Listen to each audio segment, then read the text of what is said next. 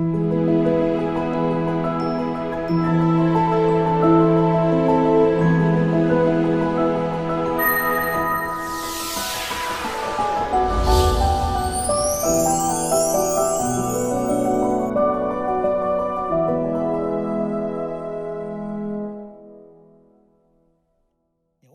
ini, marilah kita melihat firman Tuhan yang bertajuk Perintah Tuhan dan Keselamatan. Perintah Tuhan berkait rapat dengan keselamatan kita. Tuhan sedang menyediakan kehidupan yang mulia di kerajaan syurga yang tidak pernah dilihat oleh mata, tidak pernah didengar oleh telinga, dan tidak pernah timbul di dalam hati manusia, seperti yang dijelaskan di dalam buku 1 Korintus bab 2. Oleh kerana kita ialah manusia, kita tidak dapat melihat dunia rohani. Deria dan persepsi kita terhadap apa yang tidak kelihatan pasti akan berkurangan. Sebab itulah kita terus mengulangi proses seperti berikut. Pada suatu hari, kita sangat didorong oleh Roh Kudus melalui firman Tuhan. Namun, kerana kita menghabiskan masa untuk melihat perkara dunia jauh lebih banyak, emosi itu tidak akan kekal, lalu lupa selepas 2 atau 3 hari. Kalian semua, perkara di bumi ini benar-benar sementara. Semuanya bagaikan embun pagi yang tinggal seketika di atas rumput dan kemudian hilang apabila matahari terbit. Kita mesti sentiasa ingat bahawa ini adalah masa kehidupan yang kita jalani. Kalau begitu, adakah kita harus hidup untuk apa yang sementara ini atau kita harus hidup untuk apa yang abadi? Kita mesti fikir tentang ini. Jika ada orang yang mencari Tuhan hanya untuk menyelesaikan masalah yang mereka hadapi semasa hidup di dunia ini, perlu mengubah koordinat iman mereka. Sudah tentu, apabila kita menghadapi kesusahan, kita boleh meminta pertolongan Tuhan. Tetapi itu tidak sepatutnya menjadi tujuan iman kita. Tujuan kita ialah syurga abadi yang telah Tuhan sediakan. Tuhan telah berjanji bahawa Dia akan memulihkan status asal kita dan membolehkan kita menikmati kehidupan kekal, berkat dan kebahagiaan sambil melayani Dia di syurga abadi. Kehidupan kekal kita akan penuh dengan kebahagiaan dan berkat setiap hari. Tidak akan ada keletihan, kesedihan dan kesakitan seperti di bumi ini. Tuhan telah berjanji untuk memberikan kita masa yang penuh rahmat itu. Kita akan hidup selama-lamanya. Bukankah membosankan dengan melakukan perkara yang sama setiap hari? Tidak bosan. Tuhan berkata bahawa Dia akan menciptakan apa yang baru setiap hari. Kita terkurung oleh ruang dan masa sekarang. Namun, dunia yang Tuhan sediakan tidak terhad dalam masa atau ruang. Itu di luar imajinasi kita dan sangat menakjubkan. Adakah anda tahu ungkapan apa yang paling banyak kita akan ucapkan di syurga? Ungkapan itu akan menjadi, wah, wah.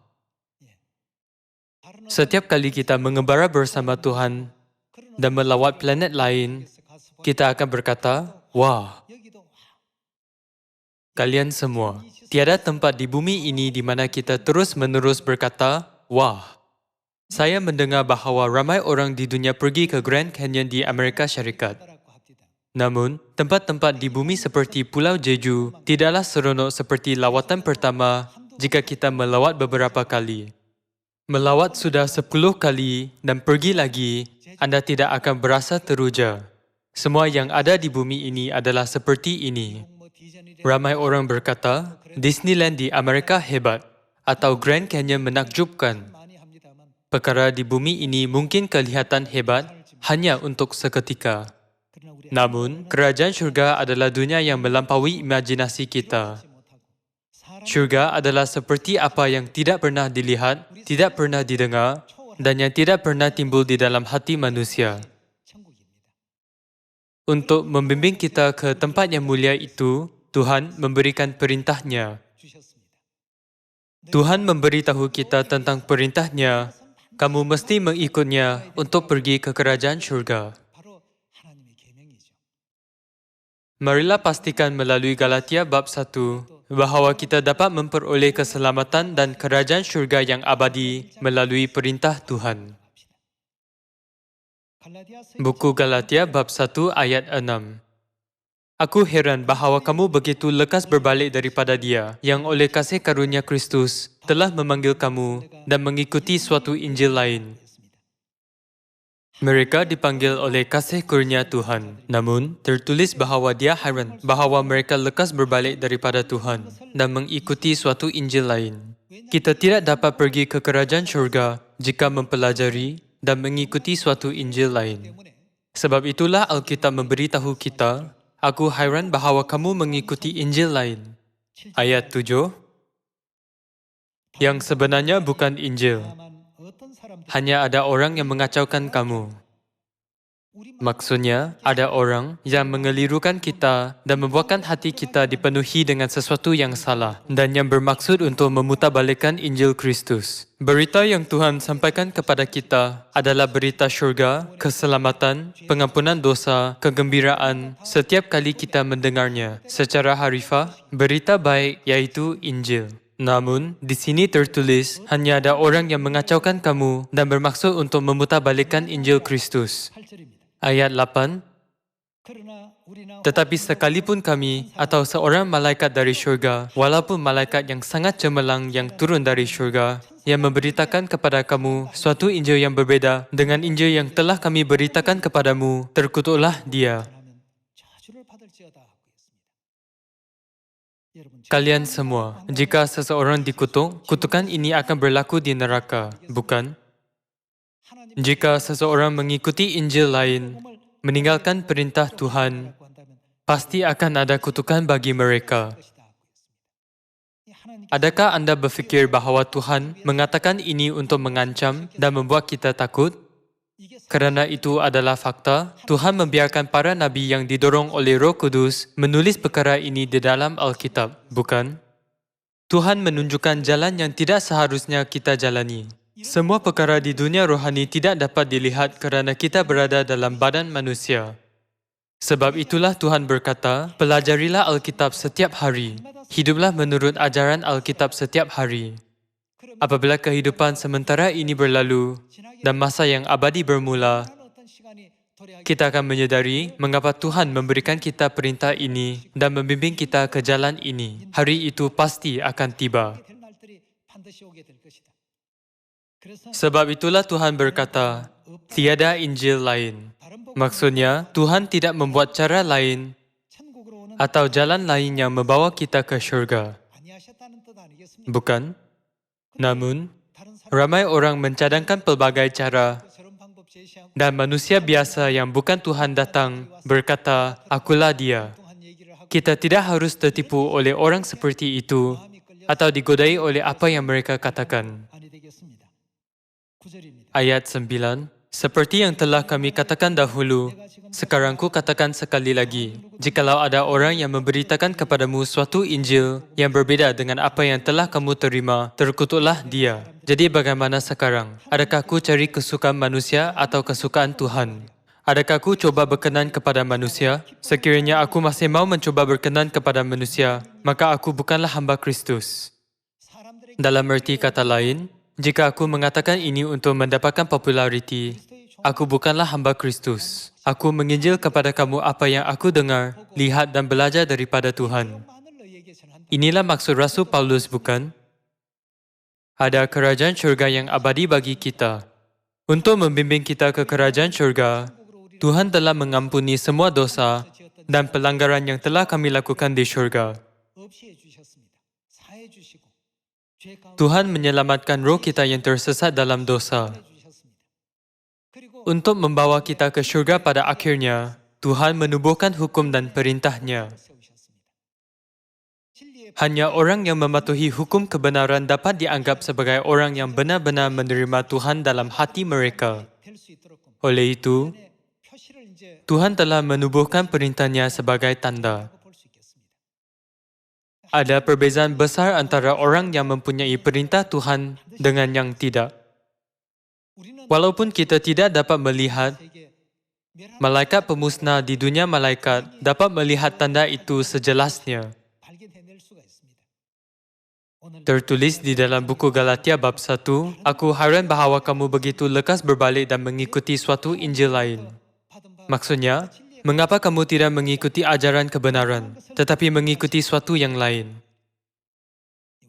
Apabila kita membaca Alkitab, kita harus selalu mengingati firman yang tertulis di dalam buku Wahyu bab 22 ayat 18. Jangan menambahkan apa-apa, jangan mengurangkan apa-apa daripada firman Tuhan. Marilah kita sentiasa mengingati hal ini. Walaupun malaikat cemerlang yang telah turun dari syurga, jika apa yang dia beritakan itu adalah Injil yang berbeza dengan Injil Kristus, dia akan dikutuk. Kita dapat memastikan bahawa Tuhan menekankan fakta ini berulang kali. Kalau begitu, berapa banyak nenek moyang iman di gereja awal mempunyai iman seperti ini dalam hati mereka?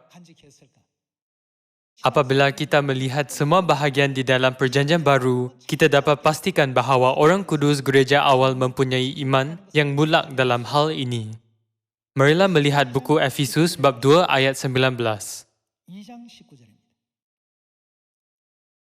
Demikianlah kamu bukan lagi orang asing dan pendatang, melainkan kawan sewarga dari orang-orang kudus dan anggota-anggota keluarga Tuhan. Anggota-anggota keluarga Tuhan bermaksud ahli-ahli keluarga Tuhan. Dalam erti kata lain, mereka ialah anak-anak Tuhan. Ayat 20, yang dibangun di atas dasar para rasul dan para nabi.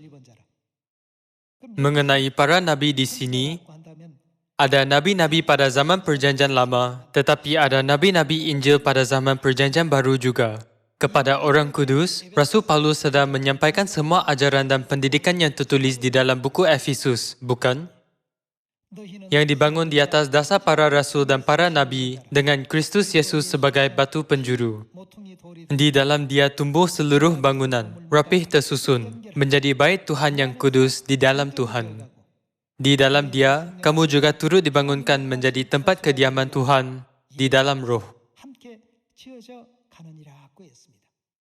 Bukankah ini bermaksud bahawa kita harus mengikuti semua jalan Injil yang telah diikuti oleh para rasul dan para nabi?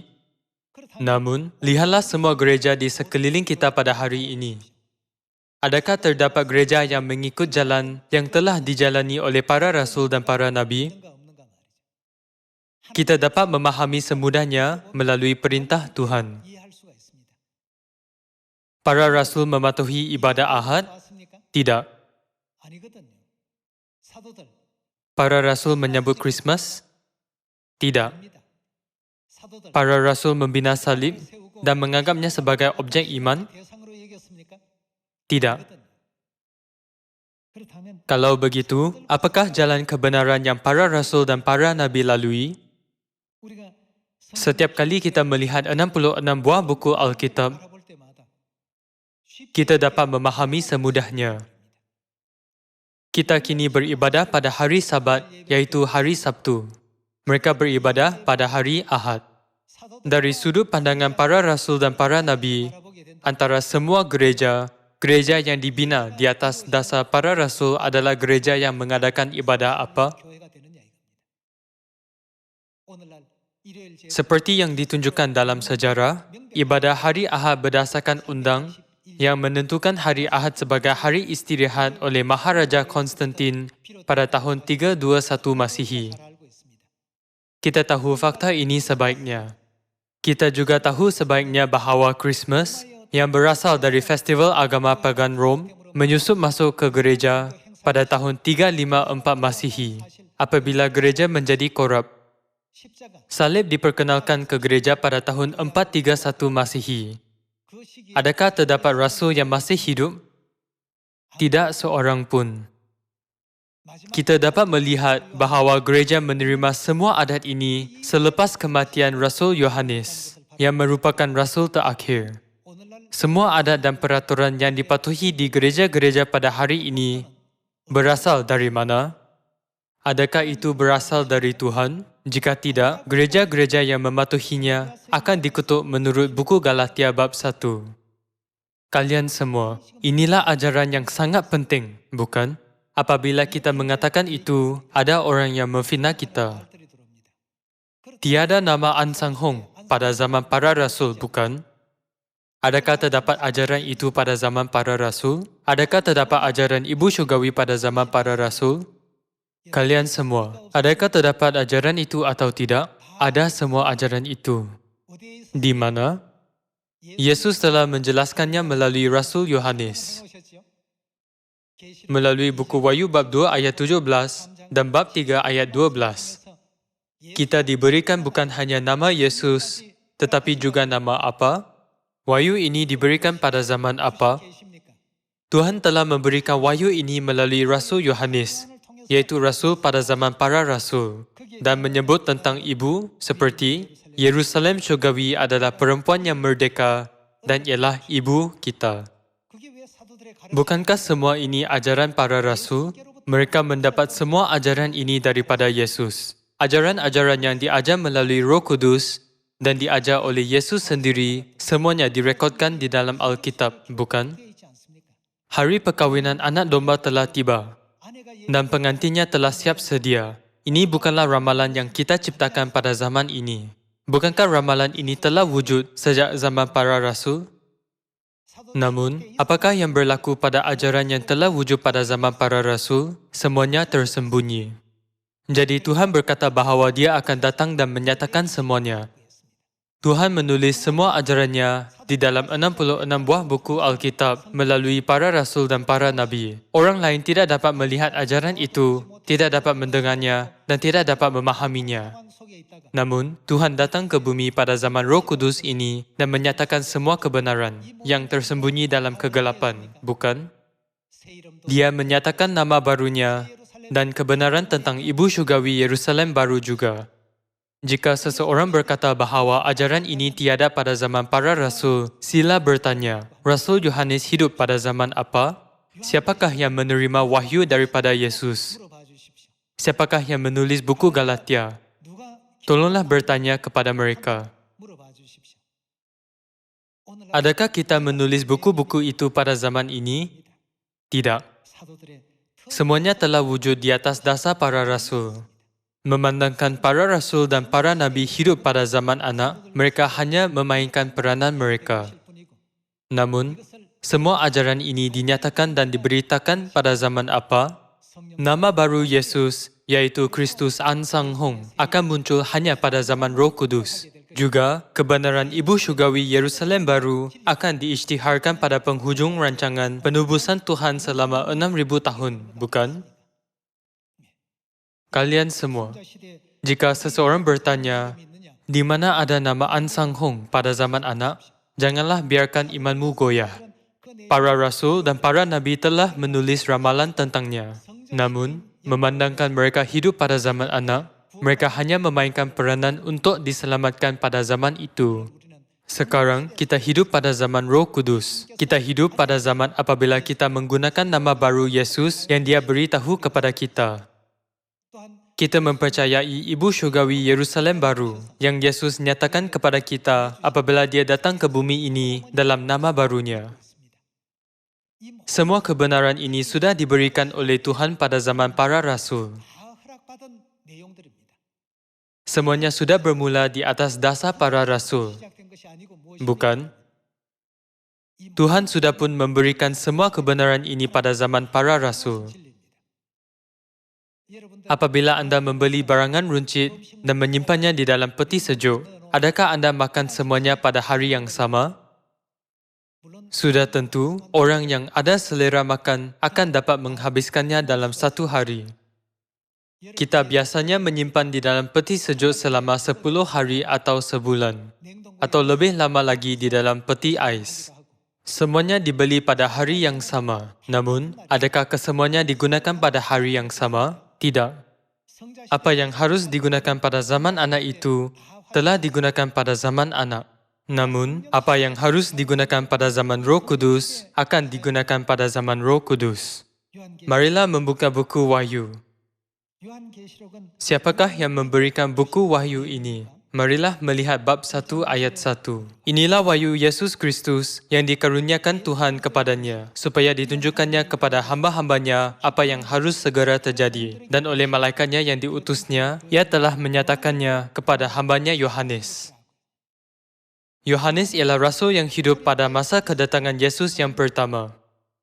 Tuhan memberitahu Rasul Yohanes bahawa nama barunya akan digunakan kemudian, walaupun nama Yesus digunakan pada masa itu.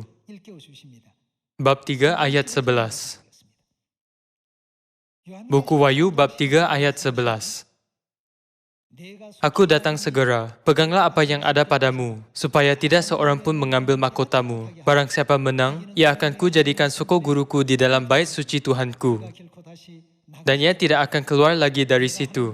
Dan padanya akan kutuliskan nama Tuhanku, nama kota Tuhanku, yaitu Yerusalem baru, yang turun dari surga, dari Tuhanku, dan namaku yang baru. Selain nama Yesus, aku akan mempunyai nama baru. Umat Tuhan akan diselamatkan melalui nama baru Yesus. Jadi, mereka digambarkan sebagai orang yang menang. Pada semua orang yang memegang iman seteguhnya hingga akhir, Tuhan akan menulis namanya yang baru. Kita juga tahu sebaiknya firman bab 2 ayat 17. Bab 2 ayat 17. Siapa yang bertelinga, hendaklah ia mendengarkan apa yang dikatakan Roh kepada jemaat-jemaat. Barang siapa menang, kepadanya akan kuberikan dari mana yang tersembunyi. Dan aku akan mengaruniakan kepadanya batu putih yang di atasnya tertulis nama baru yang tidak diketahui oleh siapapun selain orang yang menerimanya. Siapakah mereka yang menang?